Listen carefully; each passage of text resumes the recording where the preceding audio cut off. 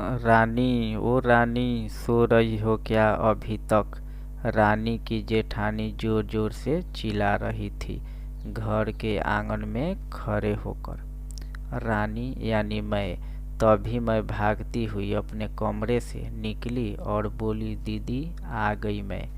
जेठानी बोली, रानी तुम्हारा नाम रानी है, तुम रानी नहीं हो।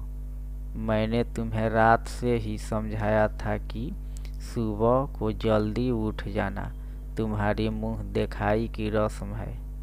मैंने बोला कि दीदी रात को नींद नहीं आई, जगह नहीं है, और मन से थोड़ा डर था कि सुबह आंख नहीं खुली तो। रजनी दीदी हंसती हुई बोली, रानी मेरी प्यारी देवरानी, जल्दी से घूंघट कर लो, अगर माँ जी आ गई तो हंगामा हो जाएगा। मैंने घूंघट किया ही था कि तभी माँ जी वहाँ आ गई। वो करकराती आवाज में बोली, चलो अब क्या यहीं गपशप मारती रहोगी तुम दोनों। हमने चलना शुरू ही किया था तभी माँ जी ने रजनी दीदी के कंधे पर हाथ रखा और बोली, पता है ना कहाँ से जा है और कैसे जाना है। माँ जी ने बोला कि जब भी कोई बड़ा तुम्हारा सामने खड़ा हो तो हमेशा घूंघट में रहना, और कम से कम अपने बड़ों के सामने आना, और बिना घूंघट के तो कभी नहीं। रजनी दीदी कुछ बोली ही नहीं, बस अपना सर हिला कर कहा, हाँ बोल दिया। मैंने भी बस अपना सर हाँ में हिलाया। माँ जी के जाने के बाद मैंने पूछा, रजनी दीदी आप तो स्कॉलर हो और इन सब चीज़ों को कैसे निभाते हो। रजनी दीदी मुस्कुराई और बोली कि मैं थारे जेठ जी से बहुत प्यार करती हूँ, इसीलिए अभी तक चुपचाप सब चीज़ें निभा रही हूँ। मैं कुछ नहीं बोली और चुपचाप रजनी दीदी के साथ घर के बाहर वाले कमरे में जाकर बैठ गई। वहाँ पर एक पड़ोस की आंटी जी बैठी थी। वो बोली कि यह कैसे बहू आई है, ससुर जी सामने खड़े हैं और ये यहाँ बैठी है। मुझे कुछ समझ ही नहीं आया। मतलब रजनी दीदी बोली कि आंटी जी अभी नई बहू है, यहाँ के रीति रिवाज सीखने में थोड़ा समय लगेगा।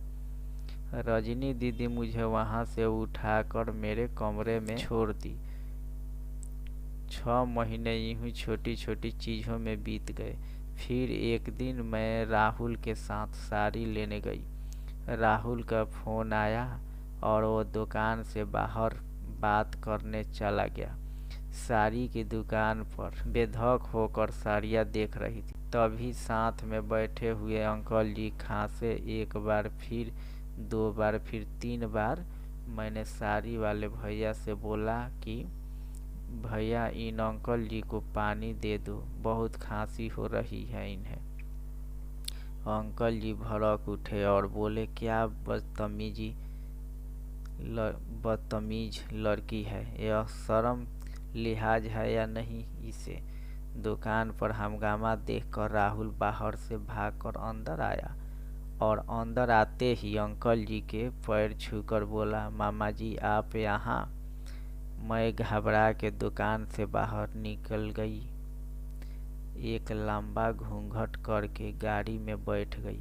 राहुल बाहर आया और गाड़ी में बैठकर गाड़ी बहुत तेज चलाने लगा।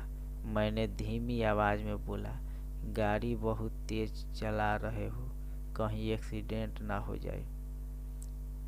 हम घर पहुँचे ही थे तभी माँ जी जोर जोर से चिल्लाते हुए बाहर आई, देखो आ गई ये रानी साहिबा, खानदान की इज्जत मिट्टी में मिलाकर। तभी रजनी दीदी आई और बोली, माँ जी मेरे शादी के 6 साल हो गए हैं, मैं अभी तक मामा जी को नहीं जानती, ये कैसे जानेगी। माँ जी जोर से चिल्लाई, देखो कैसे चप चप जबान चल रही है इस रजनी की। राहुल बस की बात काटते हुए बोला कि माँ, यह दोनों सही बोल रही है।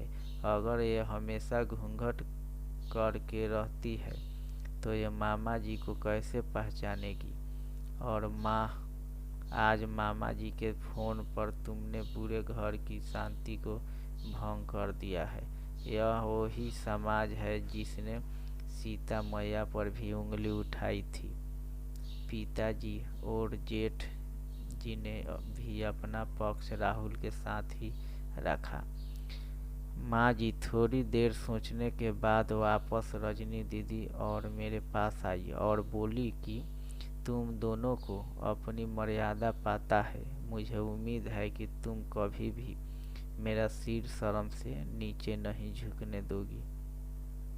हम एक ही परिवार के सदस्य हैं, हमें हमेशा साथ रहना, अच्छा वक्त हो या बुरा वक्त, हर सदस्य को अपनी मर्यादा पता है।